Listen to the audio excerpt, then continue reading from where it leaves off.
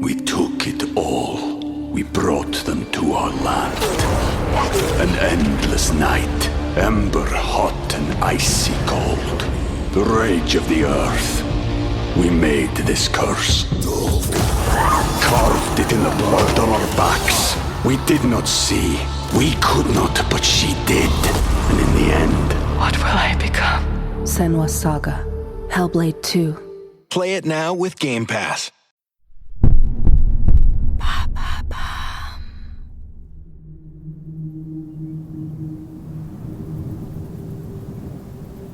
Le Colorado. Les montagnes. Les canyons.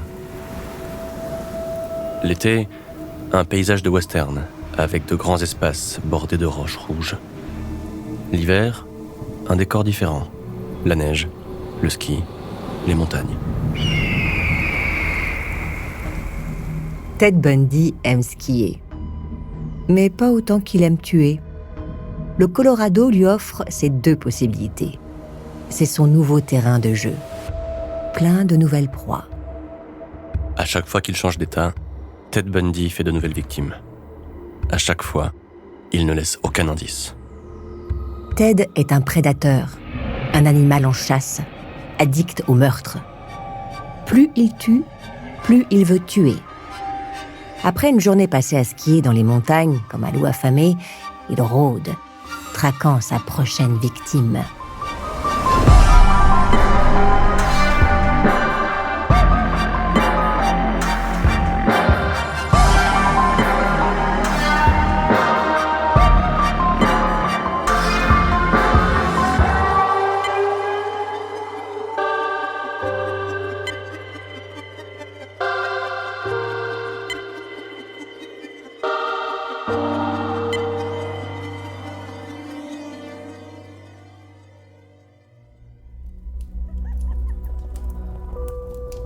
12 janvier 1975. Station de Snowmass, du comté de Pitkin, dans le Colorado. Karine Campbell, une jolie brune, toujours souriante, et son fiancé, le docteur Gadowski, passent une douce soirée d'hiver auprès du feu dans leur hôtel, le Wildwood Inn. Elle entre dans l'ascenseur, seule. Il lui emboîte le pas.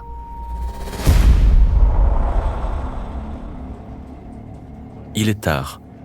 Dans le commissariat du comté de Pitkin, la plupart des officiers sont rentrés chez eux. Le téléphone sonne. C'est le docteur Gadowski. Sa fiancée, partie chercher des magazines dans sa chambre, a disparu depuis plusieurs heures. Il semble qu'elle ne soit même jamais arrivée dans sa chambre, située au 2e étage de l'hôtel. Elle n'a laissé aucune trace derrière elle. Elle s'est comme évaporée. Cette disparition, brutale et inexpliquée, agite les enquêteurs. Après de longues recherches, infructueuses, le corps nu de Karine Campbell est retrouvé 1 mois plus tard par un motard, près d'une route, à quelques kilomètres du Wildwood Inn.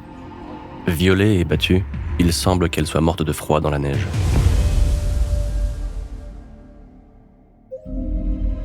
Mars 1975.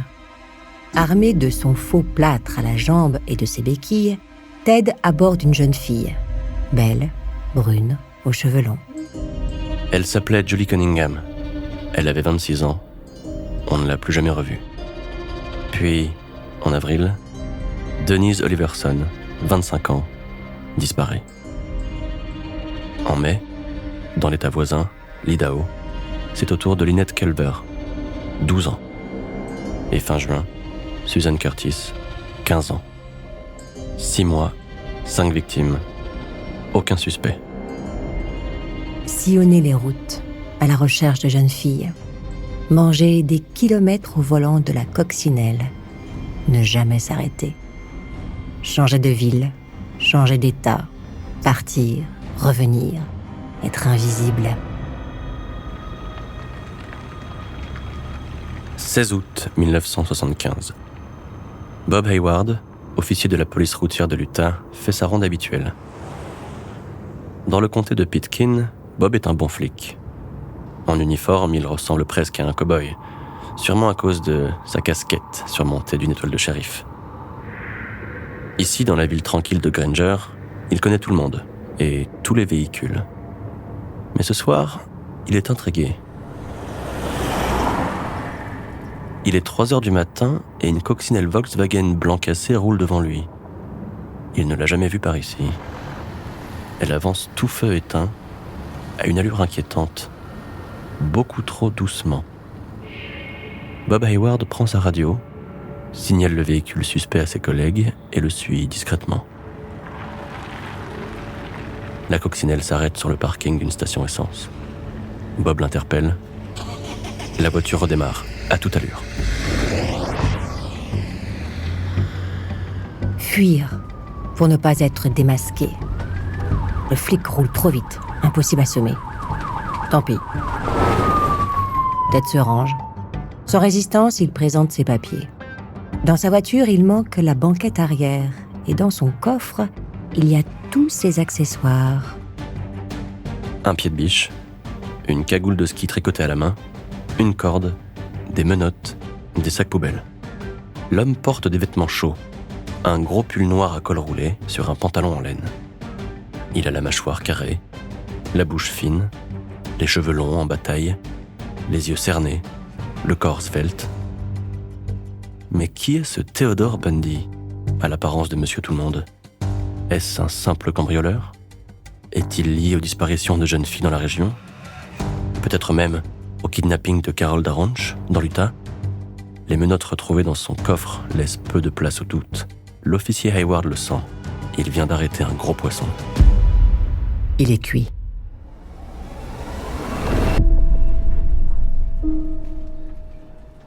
Carol Daranch, victime d'une tentative de kidnapping 1 an plus tôt à Murray dans l'Utah, est convoquée. Son agresseur a peut-être été arrêté. Derrière une vitre sans teint, elle va devoir le reconnaître. Pour l'occasion, Ted a une nouvelle fois modifié son apparence. Il a coupé sa tignasse brune, ses cheveux sont courts, bien coupés. Il a changé sa raie de côté, ce qui lui donne limite un air d'enfant de cœur. En fait, il est méconnaissable. Parmi 7 autres hommes, des policiers du comté habillés en civil, elle l'a reconnu instantanément.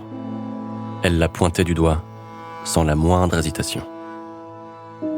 Grâce à un simple contrôle routier, l'officier Bob Hayward vient sans le savoir d'arrêter l'auteur de la dizaine d'enlèvements et meurtres qui secouent l'Utah, l'Idaho et le Colorado depuis plus d'1 an.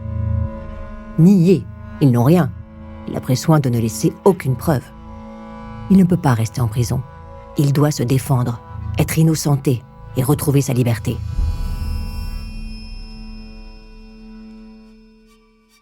Avant de continuer cet épisode, nous voulions vous remercier pour votre écoute. Si vous voulez continuer de nous soutenir, abonnez-vous à la chaîne Bababam Plus sur Apple Podcasts. Cela vous permettra une écoute en avant-première et sans interruption. Ou bien écoutez ce message de notre partenaire, sans qui ce podcast ne pourrait exister. Ne partez pas, on se retrouve tout de suite. We took it all. We brought them to our land. An endless night, ember hot and icy cold. The rage of the earth. We made this curse. Carved it in the blood on our backs. We did not see. We could not, but she did.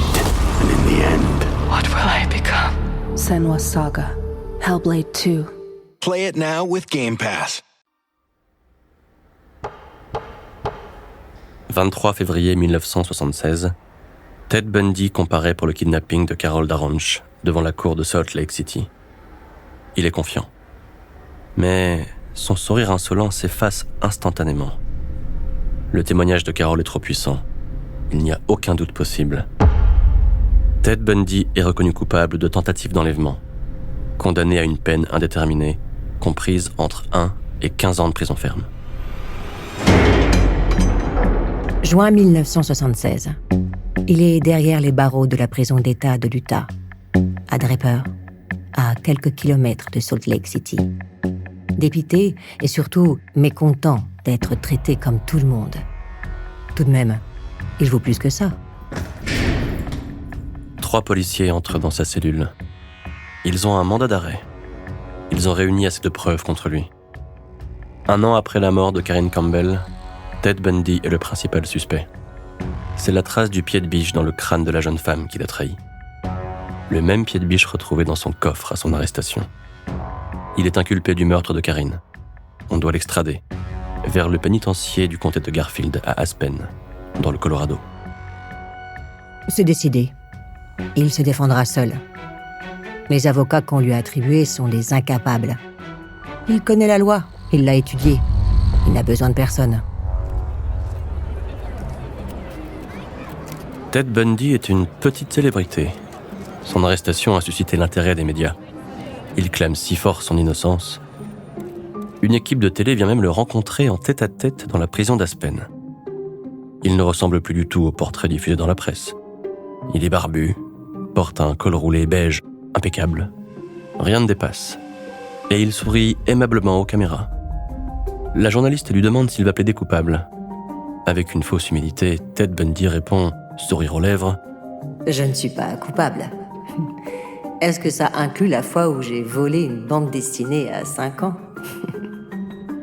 Entre les 4 murs de sa prison du comté de Garfield, comme un enfant sage, il prépare son procès. Il reprend les livres de droit, étudie chaque phrase, prend des notes. Il doit avoir une défense hyper solide. Mais pendant des mois, il se concentre surtout sur son autre projet, son évasion. Se lever à 6h30, marcher 3 km en rond dans sa cellule, sauter de son lit vers le sol, préparer ses jambes à l'impact, apprendre à se changer vite, changer d'apparence. Personne ne lui prendra sa liberté. 7 juin 1977, panique au tribunal d'Aspen. Le suspect numéro 1, Ted Bundy, a disparu. La fenêtre est ouverte. Dehors, il fait beau. Un grand ciel bleu. Une brise légère caresse ses joues. Il est au 2e étage. 7 mètres le séparent du sol. Il se penche et saute. Il est libre. Personne n'a pensé à le surveiller. Il n'avait même pas de menottes. Tout le monde a sous-estimé la bête. 150 hommes sont mobilisés. Toutes les routes sont bloquées, les coffres fouillés. C'est surréaliste. Ted Bundy est introuvable. Il vient de ridiculiser toute la police du Colorado.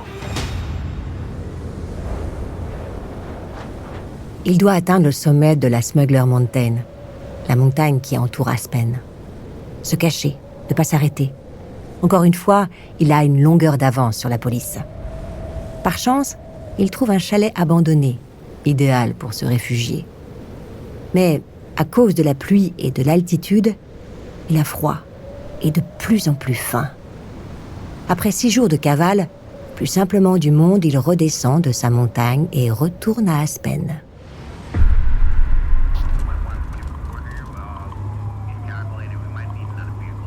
Ted est arrêté au volant d'une voiture volée. Il est méconnaissable, complètement hagard. Il a perdu presque 10 kilos. Pieds nus, menotté, il est amené dans une cellule plus sécurisée. Il doit maintenant être jugé pour meurtre et pour évasion. Impossible qu'il reste enfermé. Il a besoin d'être dehors. Il déteste la prison et par-dessus tout, il souffre de ne pas pouvoir assouvir ses sombres désirs. Les mois passent. Ted ne mange plus. Il ne pèse plus que 63 kilos. La veille du Nouvel An, le 30 décembre 1977, un gardien lui apporte son plateau repas. Il n'y touchera pas. C'est le moment idéal pour filer. La plupart des gardiens ne sont pas là. Ils ont pris quelques jours en famille pour les fêtes de fin d'année. Il est prêt. Ce n'est pas la première fois. Il dispose quelques livres sur son lit, place la couette par-dessus. On dirait qu'un homme dort paisiblement dans ses draps. À la force de ses bras, il grimpe vers le plafond. Il a quasiment entièrement dégondé la lumière de sa cellule. Il finit le travail et s'extirpe comme un voleur, sans faire un bruit. Il s'est enfui. Encore. Il a découpé le plafond de sa cellule. Il est passé par un trou de 30 cm sur 30. Il est parti. Personne n'a rien vu. Un jeu d'enfant.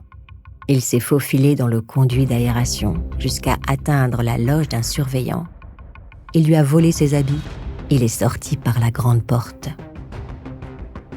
Malgré les barrages routiers, les hommes qui quadrillent le territoire et les hélicoptères, il est introuvable.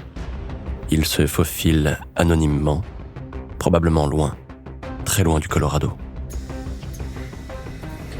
Il est reparti pour la cavale. Il monte dans un bus pour Denver, prend un avion pour Chicago. Un train qui l'emmène à Ann Arbor.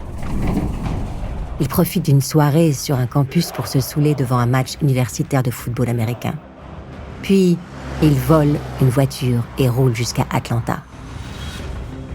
3800 km sans éveiller le moindre soupçon. Un dernier bus, Ted arrive en Floride, à Tallahassee. Ici, il est à l'opposé de là où on le cherche. Il n'a pas besoin de vêtements chauds, personne ne le connaît. Et la ville grouille d'étudiantes en mini-jupe. Ted Bundy s'est évadé, et il a déjà sûrement quitté l'État. C'est un caméléon, impossible à attraper. Un homme extrêmement dangereux. Il faut l'arrêter, et vite. Mais les jours passent dans le Colorado, et on ne trouve aucune trace du fugitif. Ted est en liberté, dans la nature, introuvable. Et les enquêteurs sont au point mort.